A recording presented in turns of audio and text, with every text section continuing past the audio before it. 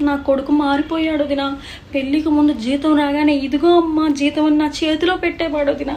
ఎప్పుడైతే పెళ్ళయిందో సల్లంగా తీసుకెళ్ళి వాడు పెళ్ళాన్ని చేతిలో పెట్టేస్తున్నాడు వదిన.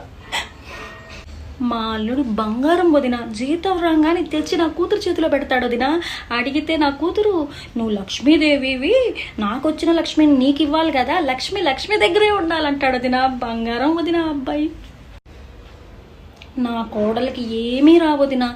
పెళ్ళికి ముందు వాళ్ళ అమ్మా నాన్న వంట నేర్పించాలి కదా వదినా, అసలు ఏమీ నేర్పించలేదు వదినా. ఆ పిల్లకి కందిపప్పుకి శనగపప్పుకి తేడా తెలియదు వదినా.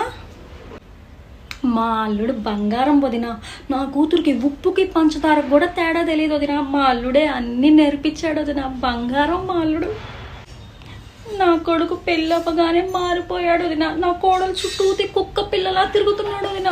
వాడు మారిపోయాడు. నా కూతురు అదృష్టం